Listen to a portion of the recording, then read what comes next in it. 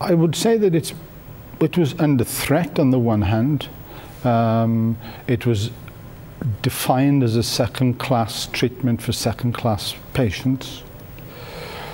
I think there was a lot of work that needed to be done to educate the up-and-coming nephrologists, to educate the commissioners of the dialysis services in different countries, and to educate the public at large that here was a treatment that should fit into the overall treatment of a patient during his or her lifetime on renal replacement therapy, so that if patients were really fortunate, they would start with a transplant without needing any dialysis. But as with most patients, transplants are not that available.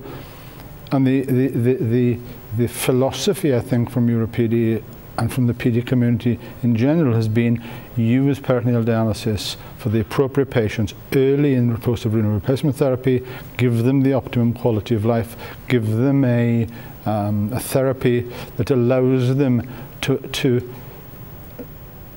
merge or to change into the patient with requiring renal replacement therapy without too much disruption. Would you go as far as to say that EuroPD has really made a difference in the attitude of nephrologists in general in Europe? You're asking the wrong person, really, because I'm already heavily biased. I'd like to think it has. I'd like to think that it's constantly presented high standards of education, it's constantly presented and asked high standards from clinical studies and from the scientific studies that are presented here. It's been the forum at which numerous developments by companies have been announced, have been launched. So I think that is probably testament to its importance and its role within the peritoneal dialysis community. I often hear this question or this remark that it has to do with financial politics, with health economics, and that something needs to be done at the very highest level in certain countries, even in Europe. What's your opinion on that? It varies from country to country. In the UK,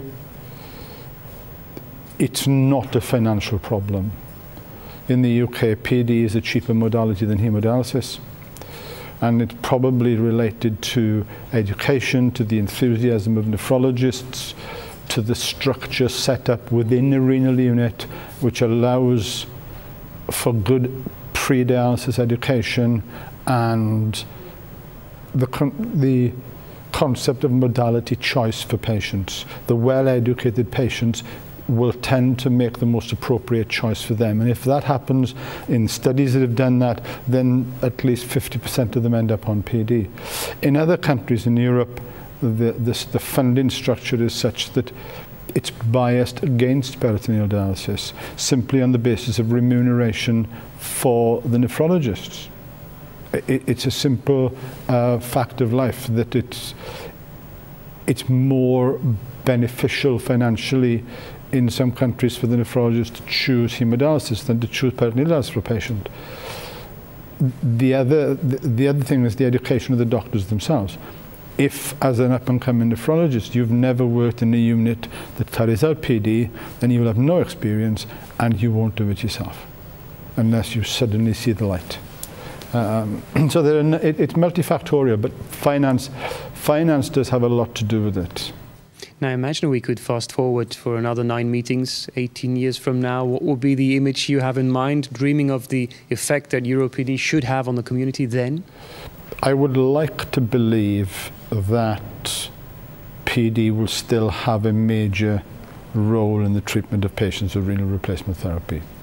The challenges that it's going to have in the future are going to be the increase in home hemodialysis that is not proposed but encouraged across Europe, the use of daily or alternate daily dialysis at home and the benefits that gives the patient, and the need to continue with proactive education of nephrologists. I think it can survive, but it is a big challenge there for the community.